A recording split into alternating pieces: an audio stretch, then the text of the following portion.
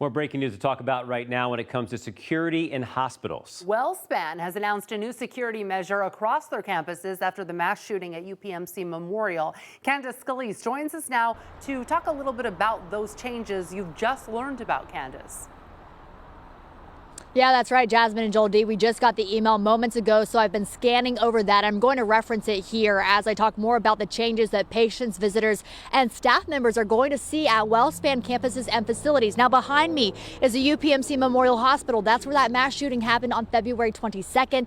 WellSpan said today when we reached out to them to ask about changes to security that they are implementing changes when it comes to their entrances to make it more secure at all of their campuses and facilities. So what does that mean? Well, some entrances are actually going to be closed to visitors and staff members in order to make sure that they have an eye on all of those entrances and to just make sure that they are enhancing security. So that started this week. It's going to impact all team members, patients, and visitors. And that, like I said, includes closing certain entrances. Now, the email also says that they're implementing more security enhancements as further safety measures. We don't know what exactly that means, what those security enhancements are, so that's a little vague. They do say that these changes are in addition to some increased safety that they have been doing over the past 2 years, a $20 million investment.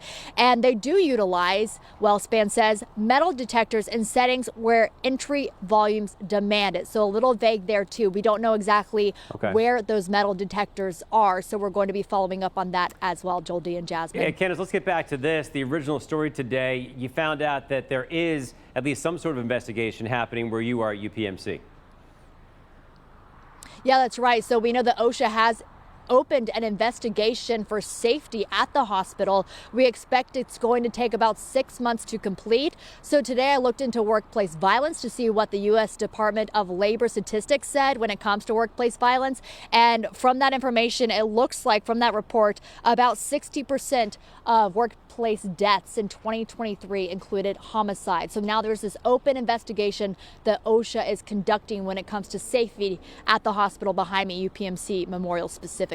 And Candace, you reached out to the district attorney. What happened there? Yeah, so we reached out in an email and I left a voicemail to learn more about the investigation regarding that shooting. We do know that the shooter, Diogenes Archangel Ortiz, we do know that he had a loved one who died in the ICU before that mass shooting and hostage situation happened. But we still have a lot of questions. Who was that patient? Why did he go to the ICU floor? Who was he targeting? So there's a lot of unanswered questions, and we don't know when that investigation is going to wrap up or where they are in the phase of the investigation. So we're still waiting on those answers. And as soon as we find out, we'll be sure to let you guys know. All right, Candace Scalise at UPMC with the very latest. Thank you very much.